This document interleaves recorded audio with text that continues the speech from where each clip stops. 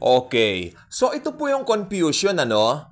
Meron po kasing banggit na second chance. Although sa Bible po walang binanggit na second chance, pero nandun po yung pahiwatig ng second chance. Good evening po sa ating lahat. Talakayan natin ang second chance. Ibig sabihin po nito, may pag-asa pa bang maligtas ang isang tao during the tribulation? Check. Meron po. Pero may pag-asa pa bang maligtas ang mga namatay na ngayong church age? Nope. Wala na po. Hindi po ba parang unfair? Sabi nung ilan sa akin. Hindi po unfair.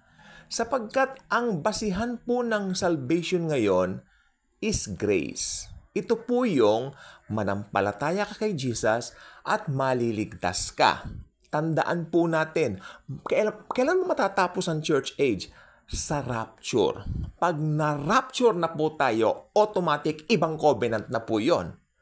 Covenant na po yan ng, works. Sapagkat during that time, during the tribulation, ang salvation po is by works.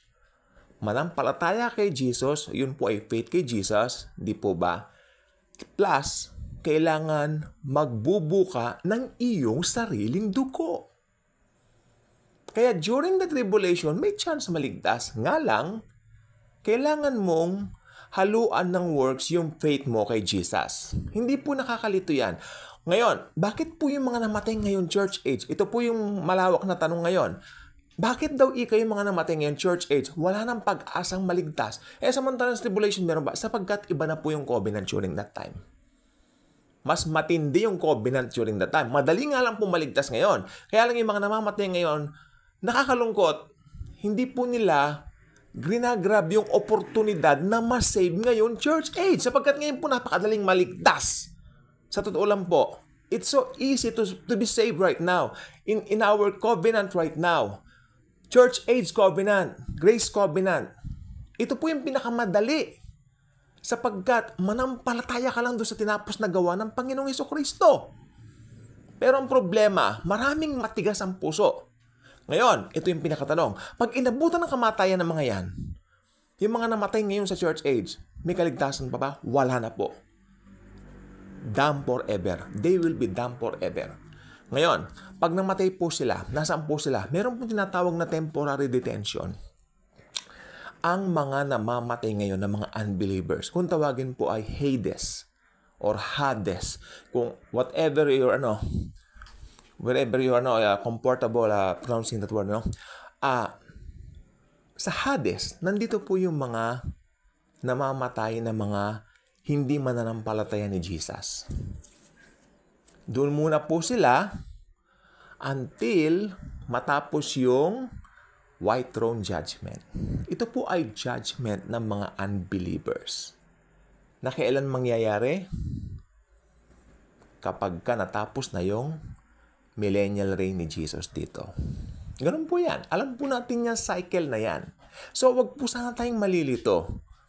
Kasi ang nakakalungkot po, nakakatakot po ito, sabi nila, may nagtuturo natin ngayon, pag namatay daw ngayong church age, grace age, may chance para maligtas. Actually, isang big religion ang nagtuturo niyan. That's a big lie from the pit of hell. Wala na po.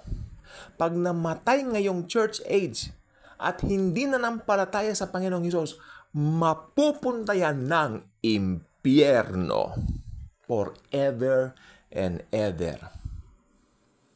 Ngayon, sabi nila, sino yung mga mapupunta sa impyerno? Anong edad? Sabi nila. Ito pong gusto ko po sabihin sa inyo. Yung mga meron pong yung mga nasa age of accountability na. Ibig sabihin, alam nila ang right or wrong sapagkat halimbawa, pinakita ko sa iyo kulay pula. Tapos, pag sinabi mong, ay puti yan, ibig sabihin, may topak ka. May sinto ka. Kaya I believe yung mga sinto-sinto, parang isip bata, sa kanila ang kaharian ng langit. Pag namatay ang mga topak, ang mga baliw, ang mga 5'10", no? Mga topak, mga may sira sa pag-iisip, no? Sa langit po ang punta ng mga yan, believe me. para mga bata. Kasi wala silang age of accountability. Wala silang accountability kasi nga ano po sila. Ngayon sa age naman po, ang pinakabatang pinatanggap namin dati, naalala ko as I was preaching the word, 7 years old. Do you understand? I asked this little girl dati doon sa Opo! Sabi niya ganon. So, I love Jesus. Sabi niya, bakit? Ano ang ginawa niya sa'yo? Niligtas niya ako sa mga kasalanan ko. At habang lumalaki itong bata, sabi niya, nagpapasalamat po ako, nakilala ko po siya. So I believe from the heart, di po ba? So ang sarap sa pakiramdam na ginamit po tayo doon. Ngayon, ang mga namamatay ngayong church age, nasabi ko na po, nandun sa temporary na nade-detain sila dito sa Hades. Nandun po sila. Ano po ba ang magiging pakiramdam nila ngayon doon sa Hades?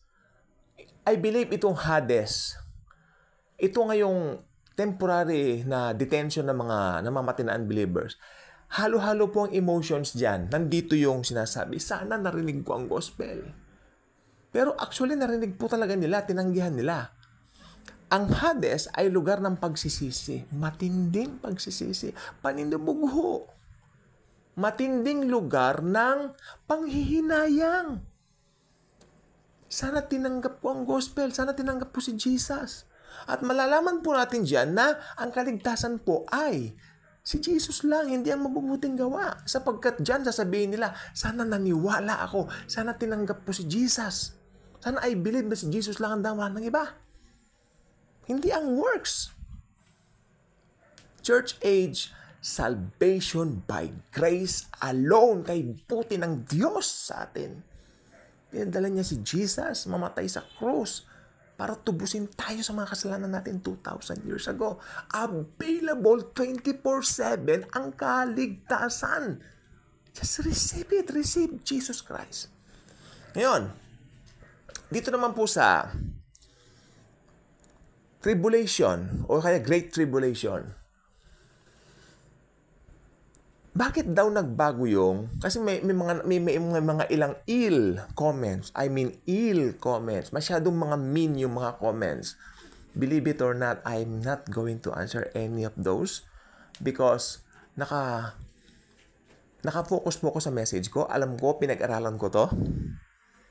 Alam ko, sigurado ako, regardless of what the comments or mean comments na ibinabato dito sa mga comment section natin. But you know what? Open po yan para sa inyo. It's your own, paniwala or belief. Igagalang ko po yan. Mahal ko po kayo sa Panginoong Hesukristo. Di po ba? Kahit ano yung mga ill comments na yan. Okay? So, saan na po ba tayo? Ayun. Yung sa Great Tribulation po, in order na maligtas ang tao, ito, klaro po nating mabuti. Kasi dito po nalilito yung marami. Parang malupit daw yung pugot ulo. Aba, hindi po Diyos ang malupit doon, hindi po si Jesus ang malupit doon. Ang malupit doon yung Antikristo sa pangunguna ni Satanas. Yun ang requirement niya. Doon sa mga tao na hindi nagpatatak nung 666. Pugutan ng ulo. Ngayon, kung nagpapugot naman sila ng ulo, masarap sa piling sa kanila. Why? Mapupunta sila sa langit. Mapupunta sila sa langit. Sapagkat ang covenant po during the Great Tribulation is believe in Jesus, pero yung dugo na dadanak, hindi na dugo ni Jesus, dugo mo mismo. Kasi, dito sa ating church age, manampalataya kay Jesus, sa dugo ni Jesus tayo naligtas. Kaya sabi ko po, kay palad po natin, naligtas tayo ngayong, church age. Ano po? Actually po, napakapalad po talaga natin. Ito po ang nag-uumapaw sa aking puso. Lord Jesus, thank you very much. Dahil wala po kaming ginawa. Ang ginawa lang po namin, kinilala namin yung ginawa mo sa cross 2,000 years ago. Niligtas po ninyo kami. Kaya yung second chance po, applicable po yan, again, dito po sa Great Tribulation. Applicable yan. May second chance yung mga naiwan. But, kasi may nagsasabi, sino yung mga taong maliligtas nga pala sa Great Tribulation? Sila po, mga naiwan po yan sa rapture. Naiwan sila kasi unbelievers sila. Hindi sila tumanggap sa Panginoong Hesus ngayong, itong church age. So, naiwan sila, hindi po ba? Nung naiwan sila dito sa rapture, sila po ay nagsaliksik. Sila po ay naghanap ng truths at nakilala nila si Jesus Christ during the tribulation. Kaya tribulation saints po ang tawag sa mga yan. Ano po? So, sana wag po natin kalilito. Again, to those who want to comment on the tawag dito comment section, you are all welcome. Mahal ko po kayo sa Panginoong Jesus. Kay ill comments, kay mean comments yan, I don't care. Kung magandang comments yan, mag-amen po ako. Amen? Amen. So, dito po naman, ay may kanya-kanya po kayong paniwala. Pero ito po, sigurado po ako dito sa mga sinasabi ko, I know my hermeneutics, proper hermeneutics, mga pinag-aralan ko po noon pa dito sa eschatology. Actually, ang eschatology po ang isa sa hindi ko masyadong pinagtuunan dati. Although alam ko po yung mga pagkakasunod-sunod ng events sa Revelation, hindi ko po ito masyadong tinutukan kasi masyado ako nagtutok dito sa buhay Kristiyano. I mean, ang madalas kong sineshare yung pag may problema, tatawag kay Jesus. Nandiyan si Jesus. Lagi tayong ipro-provide, pangailangan natin. But, ito po kasi, simula po nung lumabas si Yanuka, Rab Shlomo Yehuda, as 2022, may possibility kasi yung false prophet. Tapos yung third temple, somewhere nire-rebuild na raw ngayon. Tapos yung red hyper. Diyan po nagsimula sa red hyper yan. Sabi ko, Lord, I'm about to tawag dito, I'm about to become more serious on my eschatology right now. I know my hermeneutics, proper hermeneutics naman. So, nag-refresh po tayo. Nangalkal ako ng mga lumang notes ko. Dami. So, ang dami. Nangalkal ako. Iba nga inaalikabok na. Inamin ko po yan. Inaalikabok na po. Yes. Kasi naman nasa internet na lahat. Pero iba pa rin yung mga notes ko. Sinulat ko yun eh. Di ba? Ako nung kumopin, nagsulat-sulat ako noon. So, nakaka-refresh siya. At saka habang sinusulat ko yun, may mga revelation si Jesus. So, ganun po. Ito po yung mga bagay na sineshare ko po sa inyo. Mahal ko po kayong lahat. So, ito po naman, sana paniwalaan nyo po ito kasi ito po talaga ang tamang view. Dispensationalist po, yan ang tamang view. Hindi po pwede yung paghahaluin mo yung second coming sa rapture, kung mo nalilito ka, tapos may nangaral, may narinig kang ganitong vlog, parang kukontrahin mo, hindi po naman yata tama yon. Mas maganda pakinggan po ninyo ito kasi ito po ang tama. Wala na pong iba. So, hindi pa kayo nakasubscribe sa ating channel, I invite you to do so. Click the notification bell, share Jesus, share this wonderful video. Importante po itong video ito.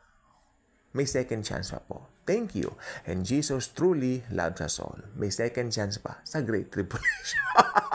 Wala po ngayon. Pag mga pumanaw ngayong church age, napabayaan nila yung pagtanggap sa Panginoong Jesucristo. I mean, napabayaan nila yung kahalagahan ng pagtanggap sa Lord Jesus as their very own personal Lord and Savior.